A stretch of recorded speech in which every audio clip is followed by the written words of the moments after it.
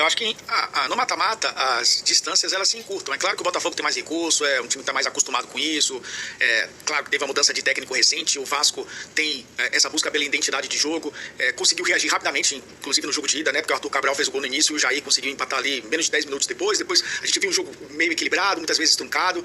O Jair fez um grande jogo, a gente viu o Ryan e o Coutinho se entendendo muito bem. E essa associação do jogo do Vasco faz com que o adversário fique um pouco mais incomodado. Se isso funcionar no jogo da volta, ainda mais a responsabilidade sendo do Botafogo jogando em casa, pode ter um pouco de dificuldades. Eu acho que esse trio do Vasco, quando encaixa, cria muita dificuldade. Eu não tô nem citando o Verratti, tô citando o Nuno Moreira, o Ryan e o Felipe Coutinho, né? Esses três, quando conseguem jogar, o time consegue fluir melhor. Então é um jogo equilibrado, Edu. Claro que o Botafogo tem o fator mando de campo, joga no seu tapetinho, tem o Montoro, tem o Arthur, tem o Savarino, tem o Arthur Cabral, né? Que são jogadores decisivos, mas vejo o equilíbrio pelo mata-mata. E o Fernando Diniz vai dar de tudo, provavelmente, nesse jogo, da sua motivação para fazer esse time jogar no seu máximo. E o Vasco tem que jogar no seu limite para garantir classificação para a próxima fase, porque o Botafogo talvez seja um time mais confortável nessa situação. Aí a gente tá vendo, né, que por mais que o Botafogo viva um momento melhor, nos últimos 10 confrontos há esse equilíbrio, né? 4 vitórias para cada e 2 empates. Um desses empates, um jogo de ida, né? O jogo do São Januário. Então é um jogo que traz esse equilíbrio, e é clássico. É clássico e todo mundo agora vai querer olhar para o Fluminense na próxima fase, né? Passar por esse confronto leva para dezembro. Então pensa apenas no Campeonato Brasileiro, no caso do Vasco, né? O Botafogo, obviamente também pensando na parte de cima da tabela depois de ser eliminado na Libertadores. Mas eu vejo com muito equilíbrio esse confronto, Edu. Se fosse talvez 55-45, vai para o Botafogo por causa do fator mando de campo, que eu acho que pesa também. Estamos de volta com o Sport Center, ainda falando de Copa do Brasil. Na outra quartas de final tem Botafogo e Vasco. E a Roberta Barroso conta pra gente como está a preparação das equipes. Fã de esporte, Botafogo e Vasco encerraram os trabalhos nesta quarta-feira. Estão preparados para a partida desta quinta no Newton Santos. Jogo de volta pelas quartas de final da Copa do Brasil. Na partida de ida, empate por 1-1. Quem vencer se classifica. A gente começa falando sobre o mandante Botafogo. Dúvida ali na lateral direita, isso porque Vitinho foi titular pela seleção brasileira e será avaliado por conta da minutagem e do desgaste. O mesmo acontece com o Savarino, que estava a serviço da seleção da Venezuela. Cris Ramos está à disposição. Ele teve que cumprir um protocolo de concussão no jogo contra o Bragantino por conta da disputa pelo alto na partida de ida, justamente contra o Vasco ali com o Léo Jardim. Ele levou a pior. Cuiabano está fora por conta da venda ao Nottingham Forest. Ele voltou por empréstimo e não está inscrito nessa fase da competição. O Vasco tem 2 retornos importantes para essa partida, o lateral Paulo Henrique e o volante Tietê. O Tietê ficou fora dos 2 últimos jogos por um problema na coxa e o Paulo Henrique também com edema na coxa. Então, os 2 nomes importantes para o técnico Fernando Diniz. A zaga deve ser formada por Lucas Freitas e Hugo Moura que agradou jogando como zagueiro improvisado. Robert Renan, que foi contratado para a zaga, deve começar no banco de reservas justamente por conta dessa dupla sólida nesse momento na zaga do Vasco. O zagueiro Cuesta não está inscrito nessa fase, chegou um pouquinho depois e por isso só ficaria à disposição se o Vasco avançar para a próxima fase. Matheus França, meio atacante, está regularizado, mas deve começar no banco de reservas. Muito bem, agradeço a Roberta Barroso pelas informações. O Renato Portaluppi, agora em entrevista, ele disse que quem passar vai dar muito trabalho pra gente na semifinal. E é verdade. Chega um momento, Zupa, numa competição como essa, ainda mais em um clássico como Botafogo e Vasco, que os times eles se equiparam, fica tudo muito igual? O campo mostrou que sim, embora eu esperasse que não. E eu tô me lembrando do que a gente conversou aqui no Sport Center antes do jogo de ida entre Botafogo e Vasco, o jogo de São Januário.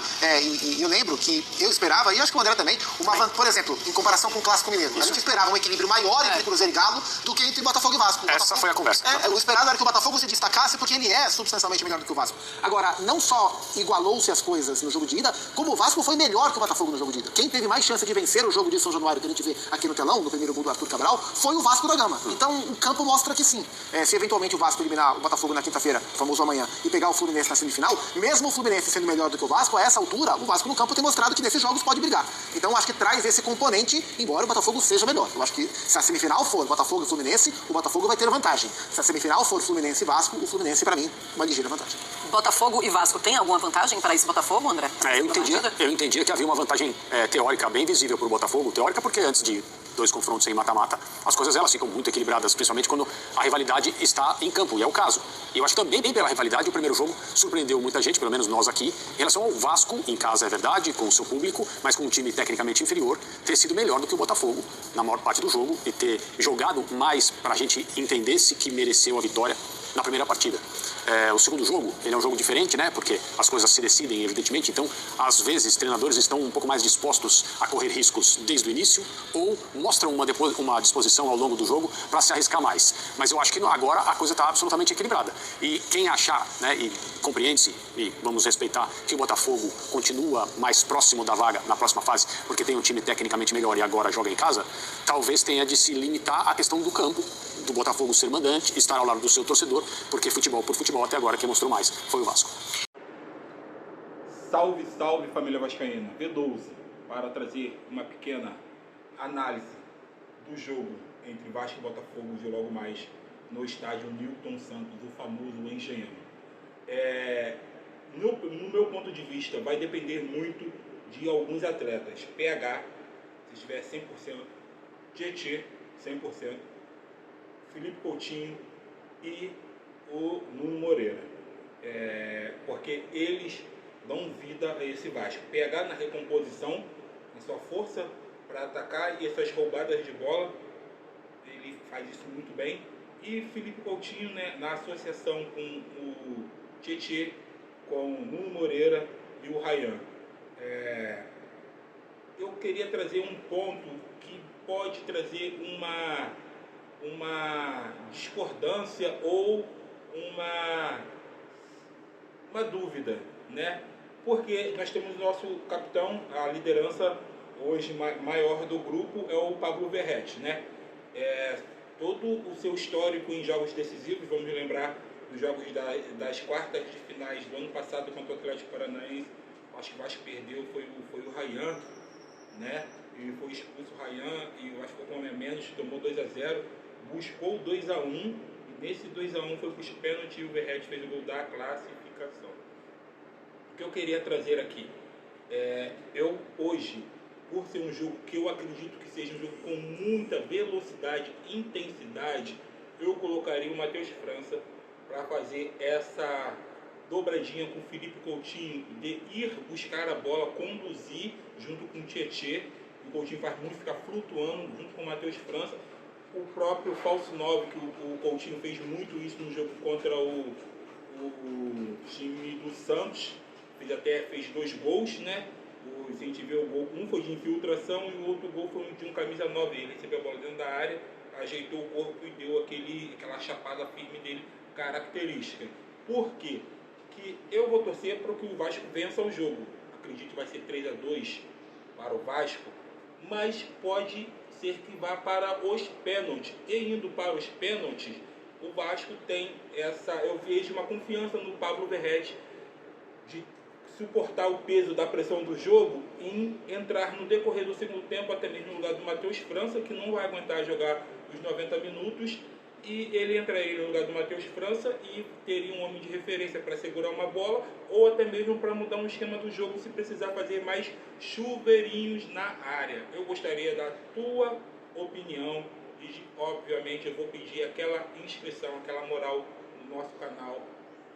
Curte esse vídeo, comenta a sua opinião e tamo junto. Expectativa a 1000 para esse jogo, que pode ser o jogo que vai dar uma força maior para o Vasco no decorrer da temporada, com as chegadas de reforços.